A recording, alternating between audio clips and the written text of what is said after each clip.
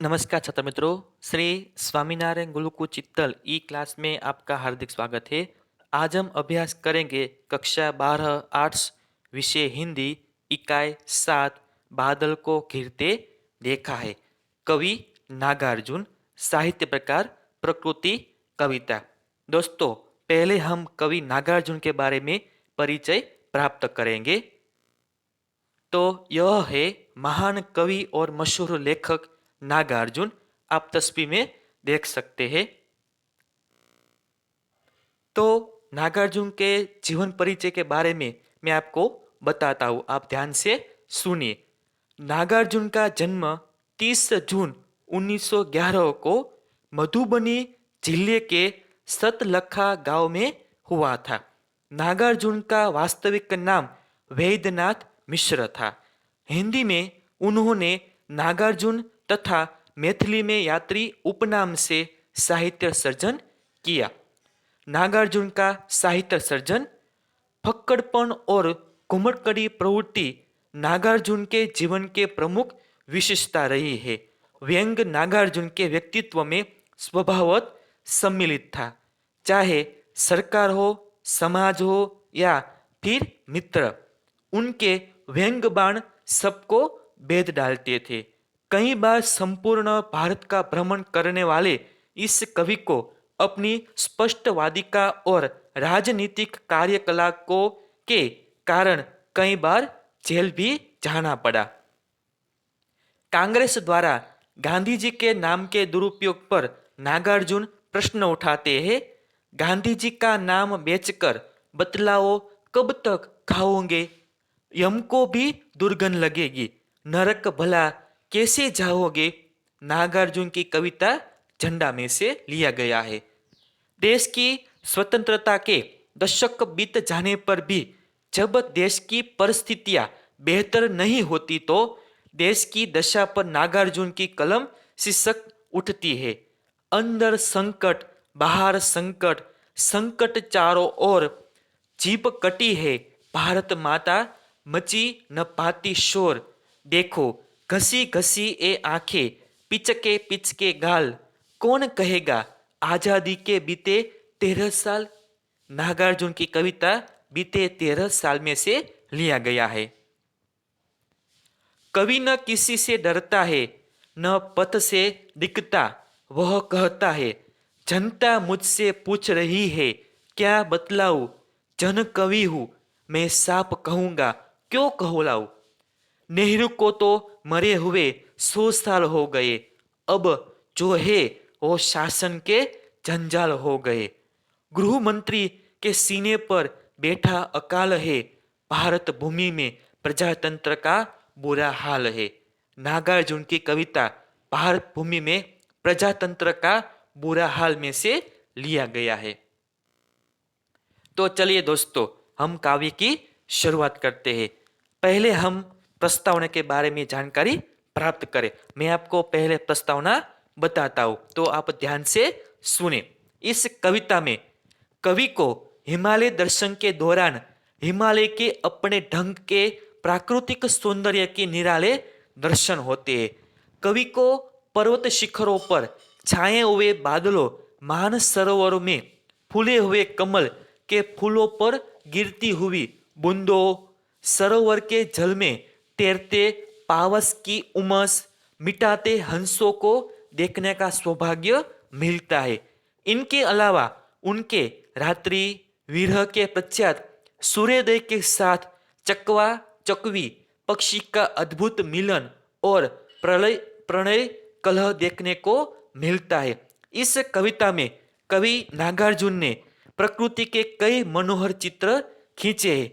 हिमालय के उज्जवल शिखर तो देखते ही बनते हैं, उन पर पावस ऋतु के बादलों को गिरना भी बड़ा मनोरम लगता है। मानसरोवर झील में सुनहरे कमल खिले हुए हैं, उन पर बादलों से गिरते मोती जैसे झलकल अपूर्व शोभा प्रदान करते हैं। झीलों में तैरते हुए हंसों को देखना अच्छा लगता है। वसंत के प्रभाव की सुंदरता निराली है। मंद बंद शीतल पवन का स्पर्श बड़ा सुहावना लगता है। बाल सूर्य की कोमल किरणों का सुनहरा प्रकाश पर्वत शिखरों को भी स्मरणीय बना देता है।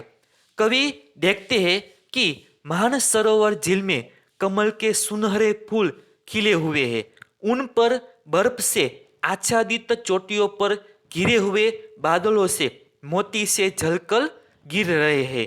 आसपास की झीलों में कमल नालों की लालिमा लिए हुए आभा बिखर रही है। सुबह बाल सूर्य की सुनहरी किरणें पर्वत शिखरों पर गिरकर उन्हें भी सुनहरा बना रही है। मान सरोवर के पानी में शैवालों की हरी दरी सी बिछी हुई है। कवि देखते हैं कि मानस सरोवर झील पर पावस ऋतु के बादल छाए हुए हैं। उनसे गिरते झलकल कवि को मोती जैसे लगते हैं। आगे कवि कहते हैं, चकवा चकवी विचित्र पक्षी है। उन्हें चिरकाल में रात्रि के समय एक दूसरे से अलग रहने का शाप मिला हुआ है। इसीलिए ये पूरी रात एक दूसरे से अलग रहकर विरह में क्रदन करते रहते हैं। सुबह होते ही शाप का प्रभाव खत्म हो जाता है। इसी के साथ इनके विलाप की भी समाप्ति हो जाती है। कवि भावनाशील प्राणी है। उसे इस पक्षी को मिला यह शाप व्यथित कर देता है। प्रातःकाल उनका विरह क्रदन बंद होने पर कवि को भी एक प्रकार की सुख की अनुभूति होती है। तो अब हम काव्य की शुरुआत करते हैं। अमल धवल गिरी के शिखरों पर बादल को घिरते देखा है। छोटे छोटे मोती जैसे उसके शीतल तुहिन कणों को मानस सरोवर के उन स्वर्णिम कमलों पर गिरते देखा है। बादल को घिरते देखा है। तुंग हिमालय के कंधों पर छोटी बड़ी कई झीलों में उनके श्यामल नील सलील में समतल देशों से आकर पावस की उमस से आकुल तिक्त मधुल विष तंतु खोजते हंसों को तीरते देखा है। बादल को घिरते देखा है। ऋतु वसंत का सुप्रभात था। मंद बंद था अनिल बह रहा। बालारोण की मृदु किरणें थी। अगल बगल स्वर्णाभ शिखर थे। एक दूसरे से विरहित हो अलग अलग रहकर ही जिनको सारी रात बितानी होती। निशा काल के चिर अभिशापित बेबस उन चकवा चकई का बंद हुआ क्रदन। फिर उनमें उस महान सरोवर के तीरे शैवालों की हरी दरी पर प्रणय कलह छिड़ते देखा है। बादल को घिरते देखा है। तो अब मैं आपको कविता का सरल अर्थ बताता हूं। देखिए, अमल धवल गिरी के शिखरों पर बादल को घिरते देखा है। छोटे छोटे मोती जैसे उसके शीतल तुहिन कणों को मानस सरोवर के उन स्वर्णिम कमलों पर गिरते देखा है। बादल को घिरते देखा है। कवि हिमालय पर्वत के सौंदर्य का वर्णन करते हुए कहते हैं कि मैंने निर्मल स्वच्छ उज्जवल बर्फ से आच्छादित पर्वत की चोटियों पर बादलों को घिरते हुए देखा है। वे कहते हैं कि मैंने बादल से छोटे छोटे मोती जैसे शीतल बर्फीले जल कणों की मानस सरोवर झील में कमल के खिले हुए सुनहरे फूलों पर गिरते हुए देखा है। मैंने शिखरों पर बादलों को घिरते हुए देखा है। आगे, तुंग हिमालय के कंधों पर छोटी बड़ी कई झीलें हैं। उनके श्यामल नील सलील में समतल देशों से आकर पावस की उमस से आकुल तिक्त मधुल विष तंतु खोजते हंसों को तीरते देखा है। बादल को घिरते देखा है। दोस्तों, आप देख सकते हैं एक पंक्ति काव्य में बार बार आती है। यह पंक्ति बादल को घिरते देखा है। तो दोस्तों, खास याद रखें, यह पंक्ति को ध्रुव पंक्ति कहते हैं। तो कवि कहते हैं कि हिमालय की पहाड़ियों में कई छोटी बड़ी झीलें हैं इन झीलों के समतल क्षेत्रों में हल्के काले और नीले जल में वर्षा ऋतु की उमस से व्याकुल होकर आए हंसों को मैंने अपनी तपन मिटाने के लिए तैरते हुए पानी में कमल नाल के तीखे यानी कि तीते और मीठे तंतुओं को खोजते हुए देखा है। यहाँ जो शब्द है वर्षा ऋतु, तो इस कविता में वर्षा ऋतु के बारे में बात की है, यानी कि 20 तंतु यानी कि वर्षा ऋतु के बारे में बात की है। तो मैंने शिखरों पर बादलों को घिरते हुए देखा है।